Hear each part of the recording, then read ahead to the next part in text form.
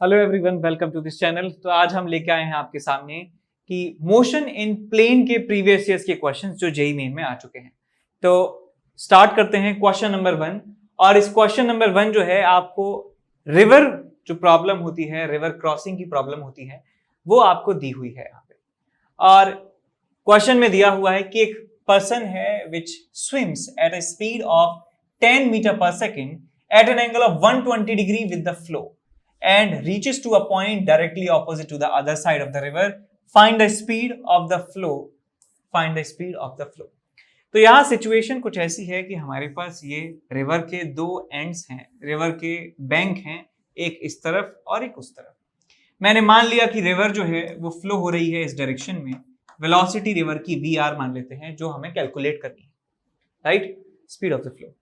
अब इस स्पीड, इस फ्लो की जो डायरेक्शन है वहां से 120 डिग्री एंगल बनाते हुए, यहां से 120 डिग्री एंगल बना रहे हैं।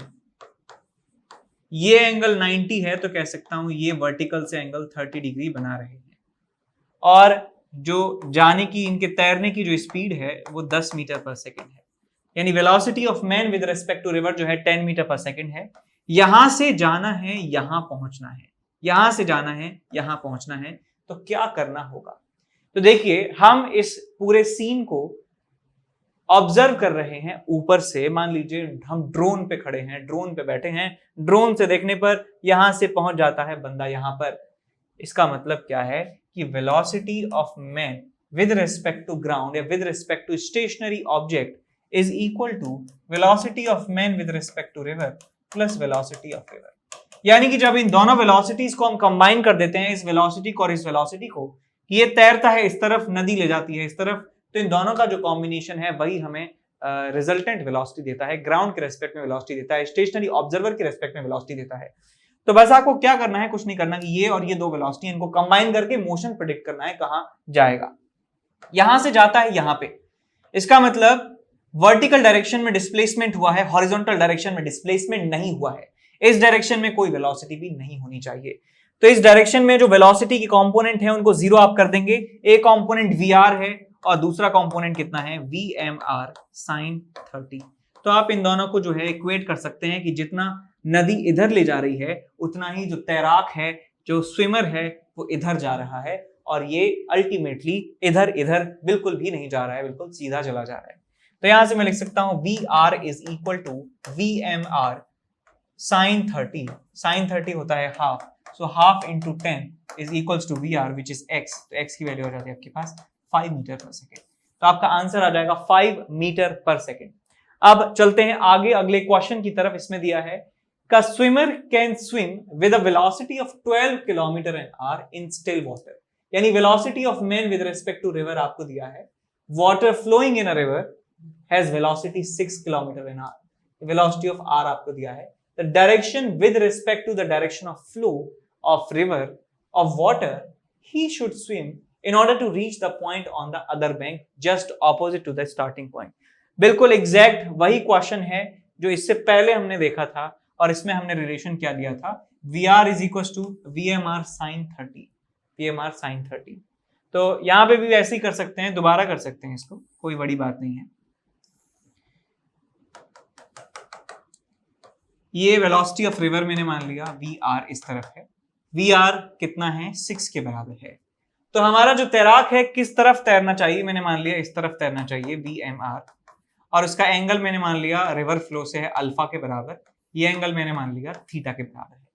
तो मैं ये कह सकता हूं कि यदि तैराक यहां से यहां जाना चाहता है तो इसी डायरेक्शन में डिस्प्लेसमेंट होगा। इस डायरेक्शन में जो डिस्प्लेसमेंट है इस स्विमर का, वो 0 के बराबर होगा। इसका मतलब VMR के दो कंपोनेंट करें, VMR cos थीटा और इस तरफ आएगा VMR sin theta. So VMR sin theta is equals to VR। तो VMR कितना है 12 इंटू sin थीटा नहीं पता, VR कितना है 6। तो यहां से आ जाता है आपके पास theta is equals to 30 degree. और ये थीटा 30 डिग्री आ चुका है, और मैं इसमें ये 90 और ऐड कर देता हूं तो मुझे अल्फा मिल जाएगा। तो alpha is equals to 90 plus theta, यानी कि आपको 120 डिग्री आपका आंसर मिल जाएगा। So 120 degree angle river flow से इसको चलना होगा, तैरना होगा, जिससे कि वो यहां से सामने पहुंच जाए। ठीक, आगे चलते हैं क्वेश्चन नंबर 3 की तरफ। इसमें दिया है कि एक मॉस्किटो है, वो मूव करता है इस वेलोसिटी से and accelerating in uniform conditions, what will be the direction of mosquito after 2 seconds? जब भी डायरेक्शन की बात आती है कि किस तरफ जा रहा है, किस तरफ जाने की कोशिश कर रहा है, इसका मतलब हम वेलोसिटी की डायरेक्शन पूछना चाह रहे हैं। तो आप वेलोसिटी निकालिए टाइम t बराबर 2 पर। t बराबर 2 सेकंड पर वेलोसिटी की वैल्यू आपको मिलेगी v vector is equal to 0.5 i cap plus 3 j cap plus 9 k cap. अब ये वेलोसिटी आपको मिल चुकी है कि t बराबर 2 पे मच्छर ऐसे जा रहा होगा। अब आपको बताना है कि एंगल x एक्सिस से y एक्सिस से z एक्सिस से कितना कितना कितना है। अब एंगल निकालने के लिए आप या तो जो वेक्टर अलजेब्रा है उसका इस्तेमाल कर सकते हैं या 3D का भी इस्तेमाल कर सकते हैं। तो मैं तो ये करता हूं यार कि x एक्सिस से एंगल निकालना है, y एक्सिस से एंगल निकालना है, तो आप एक यूनिट वेक्टर मान लीजिए, आप एक वेक्टर मान लीजिए x डायरेक्शन में, विच इज i कैप। एक वेक्टर i कैप है, दूसरा वेक्टर है ये, दोनों के बीच में एंगल हमें निकालना है। तो क्या करेंगे, आप फॉर्मूला लगा सकते हैं cos theta is equal to a dot b divided by ab।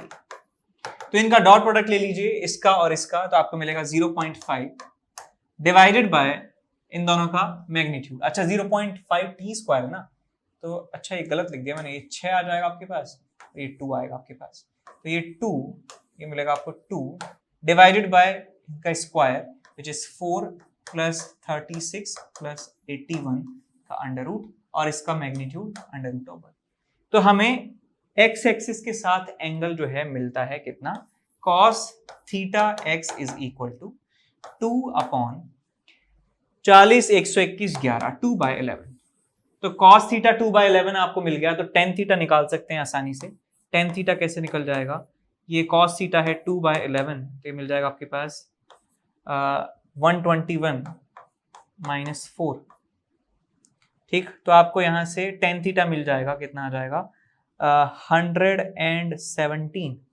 ये क्या हुआ है, 2 दूनी 4 2, तो ये 2 अपॉन दिस, तो यार ये 2 बाय 11 है, 2 बाय 11, सो 121 माइनस 4, तो ये 117 का अंडर रूट मिल जाएगा आपको tan theta x is equal to under root of 117 और डिवाइडेड बाय जो 2 है, आपको ये रिजल्ट मिलने वाला है tan थीटा का।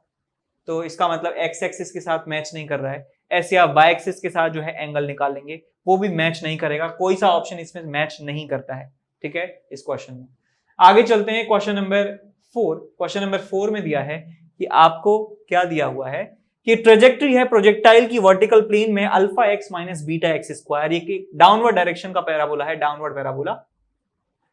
आपको बताना है कि एंगल ऑफ प्रोजेक्शन कितना है और मैक्सिमम हाइट अटेन्ड कितना है। तो इसको करने का मेरे पास दूसरा तरीका है, आसान तरीका है कि आप ये जानते हैं कि ये जो पैराबोला है कि एक्स ऑरिजिन से पास हो रहा है और ये इस तरीके का इसका शेप है, ये हमारा प्रोजेक्टाइल है। हमें एंगल ऑफ प्रोजेक्शन निकालना है, इसका मतलब यहां पे जाके हमें एंगल निकालना है। तो मैं लिख सकता हूं कि this angle is nothing but tan inverse of dy by dx at x is equal to 0। कह सकता हूं कि इस पॉइंट पे जो स्लोप है वो tan थीटा मुझे दे देगा, और tan थीटा यदि मिल गया मुझे तो मैं थीटा निकाल सकता हूं। तो इसका डिफरेंशिएशन आप कर देंगे, इस इक्वेशन का, इस ग्राफ का डिफरेंशिएशन करेंगे तो dy by dx आपको मिल जाता है, dy by dx is equal to alpha minus 2 beta x। यहां पे x की वैल्यू 0 पुट करेंगे तो आपको मिलेगा अल्फा, यानी कि tan थीटा की वैल्यू मिल चुकी है अल्फा, तो थीटा मिल जाता है आपके पास tan इनवर्स ऑफ अल्फा। तो ये हमारा एंगल ऑफ प्रोजेक्शन निकल गया एक ही लाइन में। सो tan इनवर्स अल्फा जो है इसमें नहीं है, इसमें नहीं है, तो हमारे दो ऑप्शंस में से हमको चूज करना है। और दूसरी बात, ये हमको पता है कितना है 0,0। अब यहां पे चेक कर लीजिए कितना हो जाएगा। ये y की वैल्यू 0 पुट करेंगे, यहाँ पे y की वैल्यू 0 पुट करेंगे तो आपको मिलेगा अल्फा बाय बीटा। और हम ये बात जानते हैं कि ये एक पैराबोला है आपके पास, तो ये मिड पॉइंट होता है, ये होता है मिड पॉइंट। तो मिड पॉइंट क्या होगा, अल्फा बाय बीटा, और 0 का मिड पॉइंट कितना होगा, अल्फा बाय 2 बीटा। तो आपको x की वैल्यू मिल जाती है यहाँ पे अल्फा अपॉन 2 बीटा, यहाँ पे y की वैल्यू निकाल देंगे, कितना हो जाएगा अल्फा स्क्वायर अपॉन 4 बीटा, आपको y की वैल्यू मिल जाती है यहाँ पे, और वही जो है मैक्सिमम हाइट है। एक तरीका तो ये है इसका आसान। दूसरा तरीका ये है कि हम इक्वेशन जो जानते हैं, equation of trajectory, that is x tan theta minus gx square minus 2 gx square upon 2 square cos square theta, उससे इसे कंपेयर कर लेंगे तो भी हमारा आंसर आ जाएगा। ठीक है, अब चलते हैं आगे क्वेश्चन नंबर 5 की तरफ। इसमें दिया है कि एक बलून है वो उड़ रहा है। तो तो बलून जब h1 हाइट उड़ता है तो यहां से एक ऑब्जर्वर 45 डिग्री एंगल बनाता है। जब वो h2 हाइट और उड़ जाता है तो ये ऑब्जर्वर इधर जाता है और 60 डिग्री एंगल बन रहा है वर्टिकल से। आपको बताना है कि h2 की वैल्यू कितनी होगी। सिंपल सा ज्योमेट्री का क्वेश्चन है, ट्रिग्नोमेट्री का क्वेश्चन है कि आप इस ट्राइंगल में थीटा लिख लीजिए, 45 है, तो मैं कह सकता हूं कि h1 by d is equal to 10 45 is equal to 1, यानी कि h1 की जो वैल्यू है वो d के बराबर है। इस ट्राइंगल से मैं ये कह सकता हूँ। ये 60 है, ये 30 है, तो मैं इस बड़े वाले ट्राइंगल में लगा सकता हूँ tan थीटा, तो आपको मिल जाएगा h1 plus h2 divided by, यह आ जाएगा आपके पास 3.464 into d is equal to tan 30 which is 1/√3। Equation number 1, equation number 2, दोनों इक्वेशंस को सॉल्व कर लेंगे। √3 का मतलब होता है 1.732। सॉल्व कर लेंगे, आंसर आपको मिल जाएगा। ठीक है, सिंपल है, दिया हुआ है कि tan 30 की वैल्यू 0.5774 लेनी है, तो ये वैल्यू लेनी है आपको 1/√3 की जगह। तो बस आपका जो है काम बहुत आसान हो जाएगा। अब चलते हैं आगे नेक्स्ट क्वेश्चन की तरफ। इसमें दिया है कि starting from origin at t = 0, velocity है पार्टिकल की ये, इनिशियल वेलोसिटी 5 j है, पार्टिकल मूव करता है with constant acceleration this, time t पर जो है उसके कोऑर्डिनेट्स हो जाते हैं दिस। तो हमें बताना है value of y0 and t कितना कितना होगा। तो इस इक्वेशन को आप दो अलग अलग डायरेक्शंस में ब्रेक कर लीजिए। तो मैं लिखूंगा यहाँ पे motion in x direction, motion in x direction, और यहाँ पे लिखूंगा मैं इसको मोशन इन y डायरेक्शन। तो x डायरेक्शन में वेलोसिटी कितनी है, 0 के बराबर है, और इसका एक्सेलरेशन कितना है, 10 के बराबर है, टाइम कितना लगता है t, और इसकी पोजीशन कितनी हो चुकी है, 0 से लेके 20 मीटर आ चुका है। तो मैं s = ut plus half et square यहाँ पे लगा देता हूं। तो s = 0 into T plus half into a into T square. 2 से गया 5 बार, 5 से गया 4 बार, t की वैल्यू 2 सेकंड आपको मिल जाती है। अब y डायरेक्शन में इक्वेशन ऑफ मोशन लगाएंगे तो आपको मिलता है इनिशियल वेलोसिटी कितनी है 5, टाइम कितना लगा है, अभी निकाला है 2 सेकंड, डिस्प्लेसमेंट कितना हो चुका है y0 के बराबर, एक्सेलरेशन कितना है आपके पास 4 के बराबर। तो यहाँ पे भी s = ut plus half et square लगा सकते हैं, ut plus half into a into T square. 2 से गया 2 टाइम्स 8 10 18, y0 की वैल्यू मिल जाएगी आपको 18 के बराबर। सो 2 and 18 हमारा आंसर हो जाएगा, ए ऑप्शन सही हो जाएगा। ठीक, आगे हम चलते हैं क्वेश्चन नंबर 7 की तरफ। क्वेश्चन नंबर 7 में दिया है कि पार्टिकल की जो वेलोसिटी है ये है। ये क्वेश्चन कितनी ही बार आया है, बिल्कुल बेशरम हो चुके हैं पूछते पूछते कि ये इक्वेशन है v vector is equal to k y I cap plus x j cap where k is a constant. तो आपको बताना है कि जनरल इक्वेशन इसके पाथ की कितनी होगी। तो देखिए बेटा कि ये आपके पास वेलोसिटी कुछ ऐसे लिखी हुई है, k टाइम्स y इंटू आई कैप। थोड़ा सा इंटिमिडेटिंग भी है एक बार देखें तो, लेकिन यदि किसी ने कर रखा है एक बार तो वो नहीं भूलेगा। ये जो वेलोसिटी है x डायरेक्शन में, तो मैं इसको लिख सकता हूं dx by dt, dx by dt is equal to ky, और ये जो वेलोसिटी है y डायरेक्शन में है, इसका मतलब ये dy बाई dt है, dy by dt is equal to kx। अब इन दोनों इक्वेशंस को क्या करिए, डिवाइड कर दीजिए, इसको 2 मान लीजिए, इसको 1 मान लीजिए। तो equation number 2 divide by equation number 1 करेंगे तो आपको मिल जाएगा dy by dx is equal to x upon y। दोनों को क्रॉस मल्टीप्लाई करेंगे तो आपको मिलेगा y dy is equal to x dx। दोनों तरफ इंटीग्रेट करेंगे, indefinite integration, so y square is equal to x square plus constant, आपको रिजल्ट मिलने वाला है। ठीक, आगे चलते हैं क्वेश्चन नंबर 8 की तरफ, जिसमें दिया है एक पार्टिकल का पोजीशन वेक्टर है cos omega t plus sin omega t where omega is a constant, t is a time. तो कौन कौन से स्टेटमेंट इनमें से सही हैं? अब ये इक्वेशन देखते ही हमारे दिमाग में चमक जाना चाहिए कि ये एक सर्कुलर मोशन में पार्टिकल मूव करता है, उसके जनरल कोऑर्डिनेट है। तो मैं आपको ये याद दिलाता हूं कि ये आपके पास एक ऑब्जेक्ट है जो सर्कुलर मोशन कर रहा है, और यहां से चलना स्टार्ट किया है t बराबर 0 से, यहां t बराबर t, omega constant angular speed से चल रहा है, तो कितना एंगल ट्रेवल कर लिया होगा, ओमेगा इंटू टी के बराबर। अब मैं इस पॉइंट के कोऑर्डिनेट लिखना चाहता हूं, तो कोऑर्डिनेट कैसे लिखेंगे कि ये आपके पास रेडियस r है, ये आपके पास हो जाएगा r cos ओमेगा t, और ये हो जाएगा आपके पास r sin ओमेगा t। तो इसके कोऑर्डिनेट्स हो जाते हैं आपके पास r cos omega t, r of sin omega t। r की वैल्यू यदि 1 पुट कर देंगे तो हमें मिल जाएगा cos omega T I cap plus sin omega t j cap. तो कुछ ऐसा ही यहाँ पे लिखा हुआ है, cos omega T I cap sin omega t j cap. इसका मतलब ये एक सर्कुलर मोशन करते हुए पार्टिकल की इक्वेशन है जिसमें रेडियस की जो वैल्यू है किसके बराबर है, 1 के बराबर है। और अब हमें ये देखना है कि क्या ये एक कांस्टेंट स्पीड से चल रहा है या वेरिएबल स्पीड से चल रहा है, ये यूनिफॉर्म सर्कुलर मोशन है या नॉन यूनिफॉर्म सर्कुलर मोशन है, बिकॉज यहाँ पे एक्सीलरेशन के बारे में पूछा गया है। तो हम इसको डिफरेंशिएट कर देंगे तो हमें वेलोसिटी मिल जाएगी। डिफरेंशिएट करेंगे तो कितना आएगा आपके पास, आपको मिलेगा यहाँ से कॉस का माइनस साइन, तो minus omega sine omega T और आई कैप, और साइन का होता है कॉस तो plus omega cos omega t j cap. ये आपको वेलोसिटी मिलती है। इस वेलोसिटी का यदि हम मैग्नीट्यूड ले लेते हैं तो आपको मिल जाता है यहाँ से ओमेगा। इसका मतलब ये कांस्टेंट स्पीड से मूव कर रहा है, इसका मतलब एक यूनिफॉर्म सर्कुलर मोशन की ये पहचान है कि स्पीड होती है कांस्टेंट। तो यदि ये यूनिफॉर्म सर्कुलर मोशन है इसका मतलब इसका एक्सेलरेशन हमेशा सेंटर की तरफ रहेगा और वेलोसिटी टेंजेंशियल रहने वाली है। तो इसका एक्सेलरेशन वेलोसिटी हमेशा परपेंडिकुलर रहेंगे। इसका जो आर वेक्टर है वो भी वेलोसिटी के परपेंडिकुलर रहेगा। एक्सेलरेशन और आर वेक्टर एक दूसरे के ऑपोजिट होंगे। तो मैं सारे रिजल्ट लिख देता हूं कि एक्सेलरेशन जो है वो ऑपोजिट होगा आर वेक्टर के, यानी कि एक्सेलरेशन का जो यूनिट वेक्टर है is equal to minus of R cap. Equation number 1। Velocity acceleration perpendicular है हमेशा, सो वेलोसिटी और एक्सेलरेशन हमेशा परपेंडिकुलर, तो डॉट प्रोडक्ट 0। वेलोसिटी और आर वेक्टर जो है उनका डॉट प्रोडक्ट भी 0 आपको मिलने वाला है। तो ये तीन रिलेशन आपस में याद रखें और आप इन तीनों का जवाब दे सकते हैं। आगे चलते हैं नेक्स्ट क्वेश्चन की तरफ। इसमें दिया है कि एक पार्टिकल m मास का है, उसको u स्पीड से प्रोजेक्ट किया जाता है at an angle 60 degree with the horizontal. जब वो मैक्सिमम हाइट पे पहुंच जाता है तो एक कोलाइड करता है एक ऑब्जेक्ट से कंप्लीटली इनइलास्टिकली, e की वैल्यू 0 है, with another particle of the same mass and velocity u I cap. The horizontal distance covered by the combined mass before reaching the ground is equal to।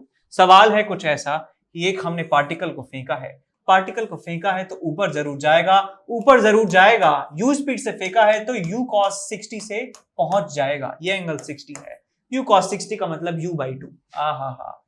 u by 2। एक दूसरा particle है इसके जैसा ही, एक दूसरा particle है जो u से आ रहा है। कैसे आया नहीं पता, बस इतना पता है कि टॉप मोस्ट पॉइंट पर पहुंचते ही एक दूसरा पार्टिकल इससे भिड़ जाता है, और ये भिड़ने के बाद दोनों जो हैं क्या करते हैं, एक कंबाइंड फॉर्म में मूव करते हैं with common velocity vc।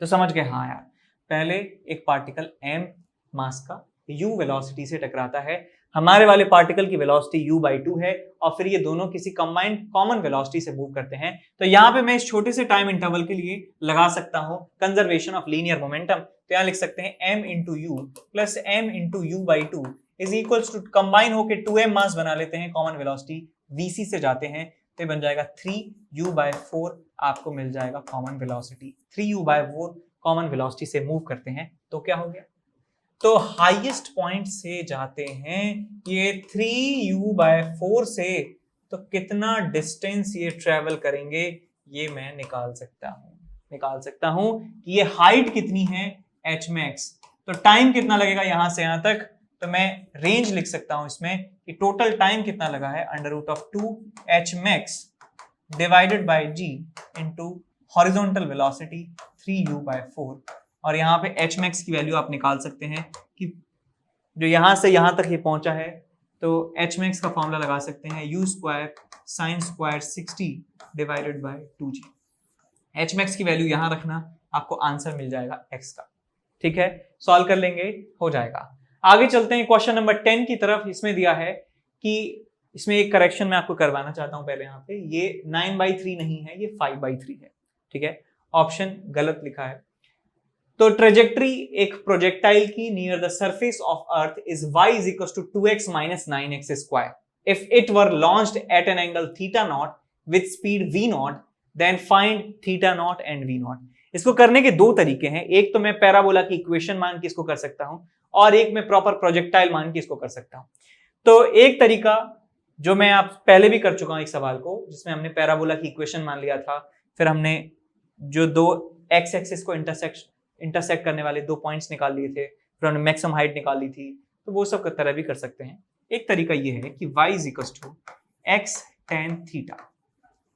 Minus g x square upon 2u square cos square theta, ये इक्वेशन ऑफ ट्रेजेक्ट्री है। इसको और सजा के लिखेंगे तो आपको मिलेगा x tan theta minus x square upon 2u square cos square theta by g, ऐसे लिखा जा सकता है। और इस इक्वेशन को आप ध्यान से देखें तो आपको मिलेगा ये क्या है, ये है 2x माइनस 9x स्क्वायर, या इसको x स्क्वायर ऑन 1/9 लिख सकते हैं। तो जो x के साथ लिखा है tan थीटा, x के साथ लिखा है tan थीटा, इनको आपस में बराबर कर देंगे, और x स्क्वायर के नीचे जो लिखा है, x स्क्वायर के नीचे जो लिखा है, इसको आपस में बराबर कर देंगे और इन दोनों इक्वेशंस को सॉल्व कर लेंगे। आपका आंसर जो है आपको मिल जाएगा। क्या करना है कि x के साथ जो लिखा है 2, x के साथ लिखा है जो tan थीटा, इनको आपस में बराबर कर देंगे तो tan थीटा की वैल्यू 2 मिल जाएगी। tan थीटा 2 आ गया हमारे पास, उसको साइन और कॉस में कन्वर्ट कर सकते हैं। और एक्स स्क्वायर के नीचे जो लिखा है 2 square cos square theta by g, और यहाँ पे लिखा है 1/9, इनको आपस में इक्वेट कर देंगे तो आपको रिजल्ट मिल जाएगा। यहाँ से थीटा मिल गया, यहाँ से यू मिल जाएगा, आपका सवाल सॉल्व हो जाएगा। ठीक है।